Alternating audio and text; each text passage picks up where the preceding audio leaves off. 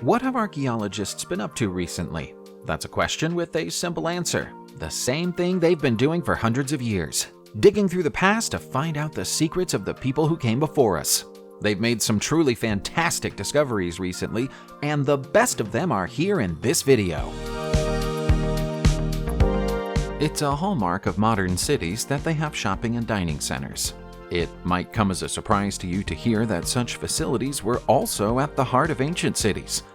In October 2022, archaeologists found the remains of an enormous Byzantine-era shopping and dining facility in the ancient city of Ephesus in Turkey. It would no doubt have been the hub of the city until it was destroyed by an enormous fire somewhere close to the year 615. While the fire was a tragedy, the thick layer of ash and debris it created has helped to preserve the lower levels of the center, including multiple shops, restaurants, and bars. The fire didn't bring an end to life in Ephesus, which remained populated until it was incorporated into the Ottoman Empire in 1425, after which it was abandoned. There have been ongoing archaeological digs at the site for well over a century. Thus far, over 1,800 feet of the shopping center have been uncovered. That includes a storage room, a cooking shop, and another shop that sold terracotta lamps and Christian pilgrimage souvenirs. We're moving across to St. Quentin in France, where archaeologists have confirmed the discovery of a large funerary slab with its original red paint still visible on its surface. When the slab was laid across the top of a tomb that was built in 1305 and features an effigy of a cleric dressed in robes standing beneath a Gothic arch. The inscription on the stone is too badly worn to read and understand in full. The name of the deceased has been totally worn away, but from what's left, we can see that he was a chaplain in the church of Monsieur Quentin. By 1305, the church would already have been very old, having been built during the early 7th century for a community of monks. A basilica still stands there today, but it's not the original.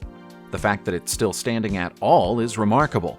It was first built in the 12th century and was badly damaged during the First World War, repaired, badly damaged again during the Second World War, and then repaired a second time, with the work taking 20 years on that occasion. While we don't know the name of the person buried here, we know he was important because his funerary slab is made of Tournai blue stone, which was reserved only for the burials of important religious figures.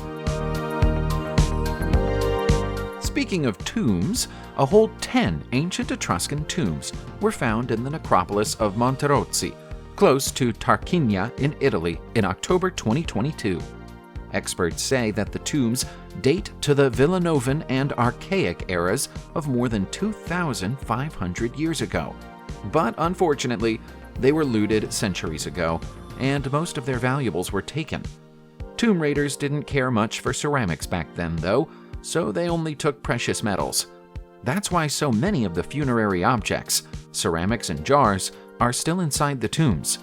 Unusually for grave robbers, the thieves resealed the tombs after they left, having broken the original nephrite slabs to get in.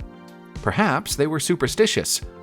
The best of the painted vessels left behind are fine examples of the geometric Etruscan style. Some of them have been identified as the work of an anonymous but highly reputable ancient Etruscan artist, known only as the Painter of the Palms. Sadly, the thieves broke many of them in the hope of finding something valuable inside them, but all of the shattered fragments are still there and can be put back together. It'll be slow work, but it'll be worth it. The ancient city of Mosul in Iraq was desecrated by the vandals of the terrorist group Daesh a few years ago, but much of the damage is currently being restored by experts. In the process of those repairs, new discoveries are being made. As an example of that, here's a set of 2,700-year-old Assyrian rock carvings that were found in October. 8 murals have been found in total, all of which feature depictions of scenes of war etched into marble slabs. Mosul is still an active and busy city today, but these ancient works of art have been found in Mashki Gate, which is in the oldest part of the city. Daesh tried to bulldoze it in 2016, but as with everything else they tried to do, they were mostly unsuccessful. Mashki Gate was one of the largest gates of the Assyrian city of Nineveh, which once stood at this spot. The images on the slabs are accompanied by inscriptions, which confirm they were made during the reign of King Sennacherib, who ruled the Neo-Assyrian Empire between the years 705 and 681 BCE. As the repair work continues, more discoveries are likely to be made. Much of the United Kingdom was once Roman territory, and the handiwork of the ancient Romans is still visible all over it. Recently, British archaeologists discovered a 2,000-year-old Roman road running beneath a field in Worcestershire, England. It's a large ancient thoroughfare, and experts say it might be the finest of its type ever to be found in England. The archaeologists responsible for the discovery even say that it could be of global importance. The cobbled road leads to and from a fort close to what's now the town of Evesham. Thus far, only a 30-foot-long stretch has been uncovered, but there's more to dig up. It's possible the discovery might never have happened at all, had part of the road not been uncovered during routine waterworks a month earlier, so it could be described as a happy accident. Unusually for Roman roads, the surface has been laid with large stones, arranged in bands like a wall. The only known comparables for this style are in Pompeii and Rome. Deep ruts caused by carts are still visible in the stones, indicating the road was busy, so there might be more than just the fort to be found in the area. In November 2019, a pair of 17th century warships were found at the bottom of a channel in Sweden, and in October 2022, experts confirmed that one of them is the sister ship of the famous Swedish vessel Vasa. Vasa was the flagship of King Gustav Adolf of Sweden's war fleet when it launched in August 1628, but sank on its maiden voyage out of Stockholm. The ship was raised in 1961 and is now in a museum, but this vessel, the Applet, is still beneath the waves.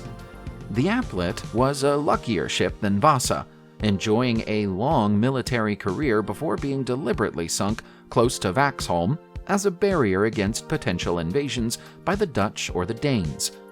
Years went by, and the ship and its story were forgotten by the public. Historians and divers became interested in attempting to find it 10 years ago, and it now appears that their search is at an end. The vessel was identified based on the size, shape, and design of this shipwreck. The identity of the second ship is still proving to be something of a mystery. It's degraded badly under the water and doesn't appear to bear any identifying marks.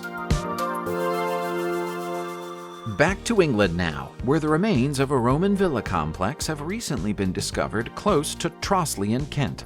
The complex is enormous and includes a bathhouse as well as a hypocaust system to provide the villa with central heating. We owe this discovery to modern technology, as the outline of the villa was identified by images collected from Google Earth. Kent was a major population center for the Romans because it's on the south coast, so many villas have been discovered here in the past, but it's unusual to find one with its hypocaust system still intact. Owning a villa was a sign of wealth, but owning a hypocaust was a sign of supreme wealth in the Roman era. They were enormously expensive things to operate, requiring both a constant supply of fuel and a workforce to keep operational. It's thought that the complex was built somewhere close to the year 375, which is towards the end of the United Kingdom's Roman era. The history of human occupation of the area goes back much further, with the Coldrum Long Barrow nearby believed to be almost 6,000 years old. Single Mayan stelae are reasonably common discoveries in the former South American territories of the Mayan Empire. Dual Mile stelae are far rarer finds, but a pair has just been found at the site of Uxmal in Mexico's Yucatan Peninsula. Uxmal is already held in high regard by archaeologists and historians because it was where the signature Puuc architectural style originated, going on to flourish in the late Classic period between the 6th and 9th centuries. The written history of the Maya suggests that the city was founded in the year 500, but the dual stela aren't thought to be quite that old. It was found in a sunken patio in the El Palomar architectural complex, which contains 4 palaces positioned around a courtyard. Both sides of the stela are carved, with the bulk of the space on the front taken up by a female goddess holding a quetzal, and the reverse displaying a male god wearing a headdress adorned with feathers, and, strangely, the head of an owl. Experts in Mayan culture say that the deities are representations of life and death, and that such depictions are typical of the Puk style and the Chinese cultural area. Our next discovery takes us to India, where more than 20 ancient Buddhist temples and murals have been found in the Bandhagarh Tiger Reserve. Archaeologists displayed a lot of bravery in making these discoveries, as the reserve is still very much active, and there were tigers watching their every move.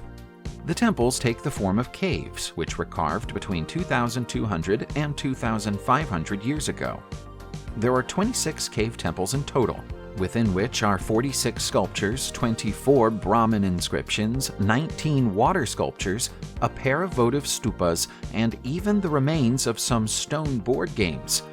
They remained in use for a very long time, with evidence at the scene suggesting that there was religious use of the temples as recently as the 11th century. Some of the water structures might be even more recent, with a proposed date of the 15th century for the youngest of them. Archaeological expeditions have taken place here before, but the one that led to these discoveries is the first since 1938. The most significant single discovery at the site is an enormous Varaha sculpture, which is likely to have been made somewhere between the 9th and 13th centuries. In October 2022, archaeologists found a large ancient Roman building on the Greek island of Crete. The problem is that they don't know what the building was used for. Suggestions made thus far include the idea that it might have been a conservatory, a theater, or even a stadium. The mysterious structure was once part of the autonomous city of Lissos, which dominated the island's coastline.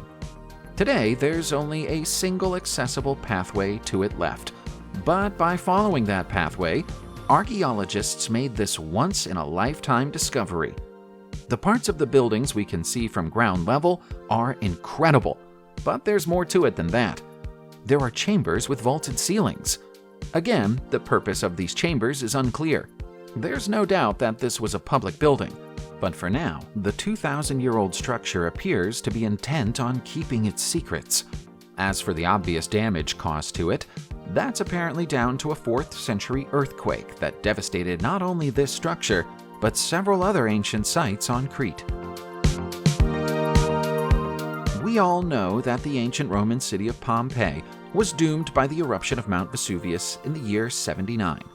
But how much do we know about life in the city before the volcano erupted? Thanks to some new discoveries from mid-2022, the answer to that question is much more than we used to. The excavations of the past have focused mostly on Pompeii's grand villas, which belong to the city's wealthiest residents.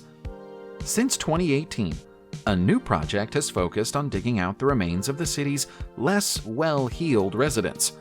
It seems that even those who didn't live in Pompeii's villas lived a relatively middle-class life for the time.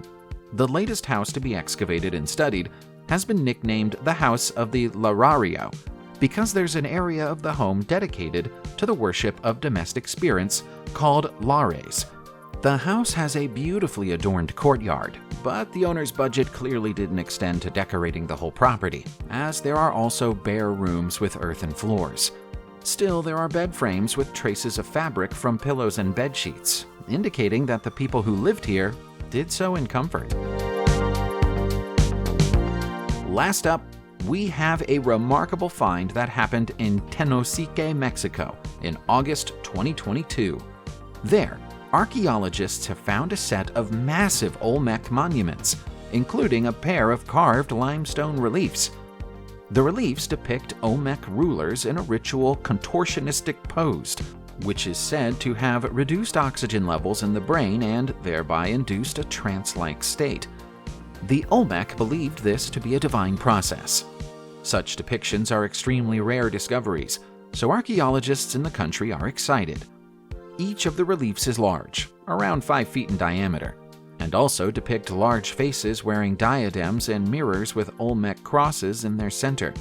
It's very hard to say how old these ancient works of art are, but this part of Tenosike, close to the Usumacinta River, was an important Olmec population center during the Olmec formative period of around 2,900 years ago.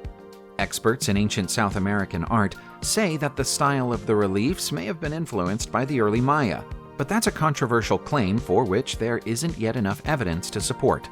The Mayans eventually became dominant in this part of the country around 2,500 years ago. Subscribe to the channel and turn on notifications, and you will be the first to know when a new video comes out. Thank you for watching, and see you soon.